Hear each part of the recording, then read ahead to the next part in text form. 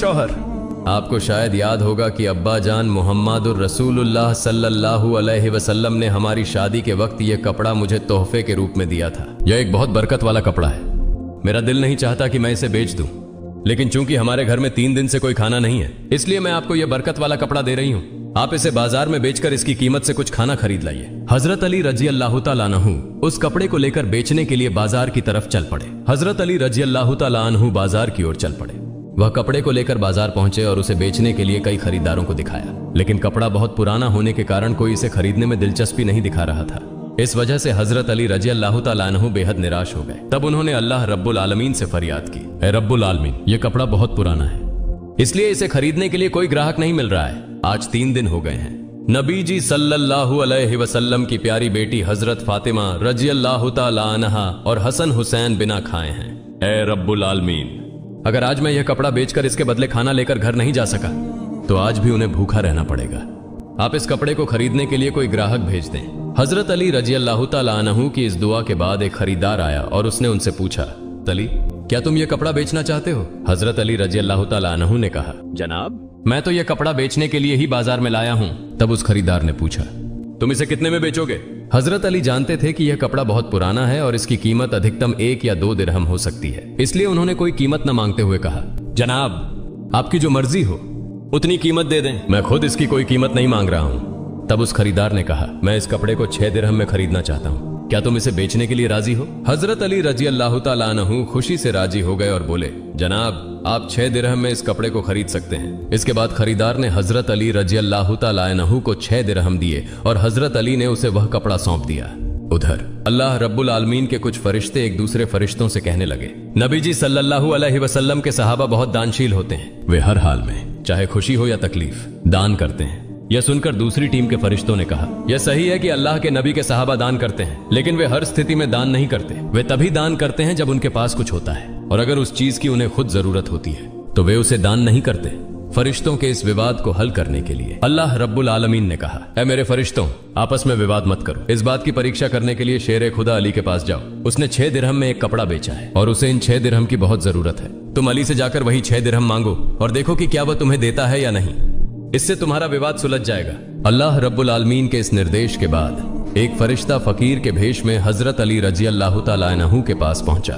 शेर खुदा हजरत अली रजी अल्लाह तआला अन्हु उन 6 दिरहम से खाना खरीदने जा रहे थे। तभी फकीर के वेश में वह फरिश्ता आया और कहने लगा, ऐ अल्लाह के बंदे, मैं कई दिनों से भूखा हूँ। लंबे समय से भूखे रहने की वजह से मेरे शरीर में जरा भी हरकत करने की ताकत नहीं बची है। मैं अल्लाह के वास्ते तुमसे कुछ मदद की दरख्वास्त करता हूँ। अगर तुम्हारे पास कोई धन है तो कृपया मुझे वह दे दो, ताकि मैं उससे खाना खरीद कर अपनी भूख मिटा सकूं। फकीर की इस विनती को सुनकर हजरत अली रजी अल्लाह तआला अन्हु सोचने लगे, ऐ अल्लाह, आज 3 दिनों से मेरी पत्नी और बच्चे भूखे हैं।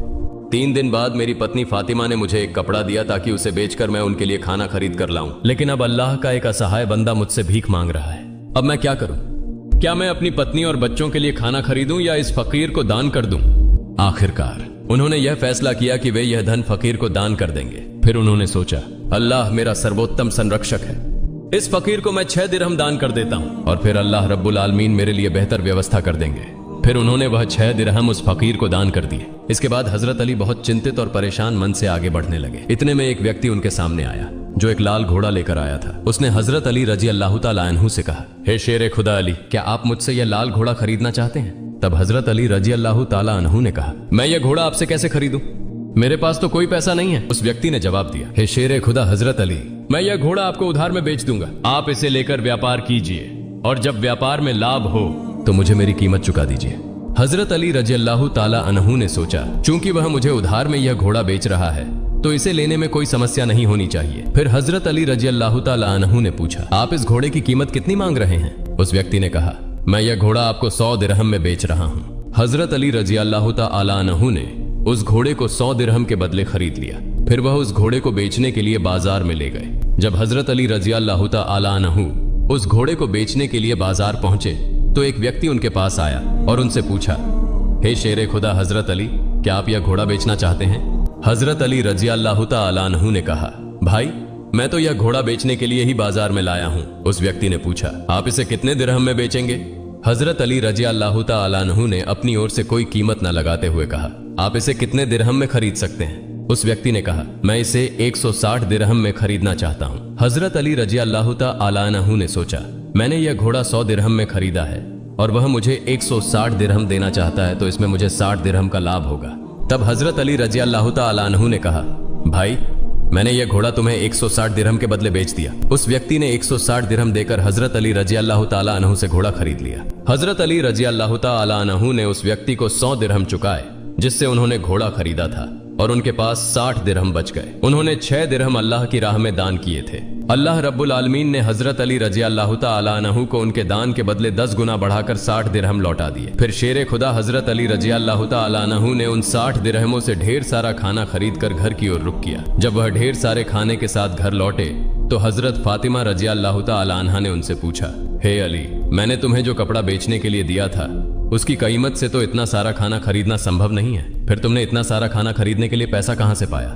पहले मुझे ये बात बताओ, फिर ही तुम घर के अंदर आ सकोगे। हजरत अली रजी अल्लाह तआला अन्हु ने कहा, फातिमा पहले मुझे घर के अंदर आने दो, फिर मैं तुम्हें पूरी कहानी बताऊंगा। लेकिन हजरत फातिमा रजी अल्लाह तआला अन्हा ने कहा, पहले आप सच्चाई बताएं, फिर ही आप घर में प्रवेश कर सकेंगे। शेर खुदा हजरत अली रजी अल्लाह तआला अन्हु ने कहा, फातिमा तुम तो अच्छी तरह जानती हो कि तुम्हारा शौहर हजरत अली कभी भी किसी गलत तरीके से पैसा नहीं कमाएगा। मैंने जो पैसे कमाए हैं वे पूरी तरह से वैध तरीके से कमाए गए हैं, इसलिए इसमें तुम्हें शक करने की कोई जरूरत नहीं है। लेकिन हजरत फातिमा रजी अल्लाह तआला अन्हा हजरत अली रजी अल्लाह तआला अन्हु की इन बातों को सही से समझने के लिए तैयार नहीं हुई। इस घटना के कुछ दिन बाद नबी पाक सल्लल्लाहु अलैहि वसल्लम ने हजरत फातिमा को अपने दरबार में बुलाया। फिर उन्होंने फरमाया, ए फातिमा, क्या तुम्हें याद है मैंने कुछ दिन पहले तुम्हें कहा था कि एक लकड़हारे की पत्नी तुम्हारे पहले जन्नत में जाएगी? हजरत फातिमा रजी अल्लाह तआला अन्हा ने कहा, अब्बा जान, मुझे यह बात जरूर याद है। मैं उस लकड़हारे की पत्नी से मिलने की बहुत इच्छा रखता हूँ। कृपया आप मुझे उसका पता बता दें ताकि मैं जाकर देख सकूं कि वह कौन सा ऐसा अमल करती है जिसकी वजह से वह मुझसे पहले जन्नत में दाखिल होगी। तब हजरत मोहम्मदुर रसूलुल्लाह सल्लल्लाहु अलैहि वसल्लम ने फरमाया, ऐ फातिमा, वह लकड़हारा और उसकी पत्नी एक निर्जन जंगल में रहते हैं, तुम वहां जाकर उससे मुलाकात कर सकती हो। रसूलुल्लाह सल्लल्लाहु अलैहि वसल्लम से उस लकड़हारे की पत्नी के पता मिलने के बाद हजरत फातिमा रजी अल्लाह तआला अन्हा उससे मिलने के लिए रवाना हो गई। जब वो लकड़हारे की घर पहुंचे तो हजरत फातिमा रजी अल्लाह तआला अन्हा ने सलाम किया और कहा, क्या घर में कोई है? मैं नबी की बेटी हजरत फातिमा कह रही हूँ, क्या मैं घर के अंदर आ सकती हूँ? अंदर से आवाज आई, मैं परम सौभाग्यशाली हूँ कि मेरे घर में नबी की बेटी हजरत फातिमा आई हैं। आप बताएं कि आपने मेरे घर में आने का क्या कारण बताया? तब हजरत फातिमा रजी अल्लाह तआला अन्हा ने कहा, मैं आपसे मिलना चाहती हूँ, कृपया मुझे अंदर आने दें। तब लकड़हारे की पत्नी ने कहा, ऐ अल्लाह के नबी की बेटी, आप तो जन्नत की सरदारिणी हैं, आपसे मिलने की मेरी गहरी इच्छा है, लेकिन फिर भी मैं आपको घर में आने की अनुमति नहीं दे सकती क्योंकि यह मेरे पति का घर है और मैं अपने पति से बिना अनुमति के किसी भी इंसान को घर में आने की अनुमति नहीं दे सकती। कृपया आप कल आइए, मैं अपने पति से आपके बारे में अनुमति लेकर रखूंगी। अगर मेरे पति अनुमति दें तभी मैं आपको घर में प्रवेश करने की अनुमति दे सकूंगी। लकड़हारे की पत्नी से यह सुनने के बाद हजरत फातिमा रजी अल्लाह तआला अन्हा घर लौट गई। अगले दिन जब वह लकड़हारे की पत्नी से मिलने के लिए घर से बाहर निकले तो हजरत हसन रजी अल्लाह तआला अन्हु ने उन्हें गले लगाते हुए कहा, अम्मा जान, आप कल कहाँ गई थी? मैं आपको नहीं खोज पा रहा था। अम्मा जान, जहाँ आप जा रही हैं कृपया मुझे भी अपने साथ ले चलें। हजरत फातिमा रजी अल्लाह तआला अन्हा ने तब अपने बड़े पुत्र हजरत हसन को अपने साथ लिया। इसके बाद वह लकड़हारे की पत्नी के घर पहुंच गई। फिर उन्होंने सलाम देकर कहा, घर में कोई है? मैं नबी की बेटी फातिमा हूँ और मेरे साथ मेरा बड़ा पुत्र हसन है, क्या मैं घर के अंदर आ सकती हूँ? अंदर से लकड़हारे की पत्नी ने आवाज दी, हे नबी की बेटी फातिमा, आपसे मिलने की मेरी इच्छा है। मैंने कल अपने पति से आपके बारे में अनुमति ली थी, लेकिन आपने जो बड़ा पुत्र हसन को लाया है उसके बारे में मैंने अपने पति से अनुमति नहीं ली।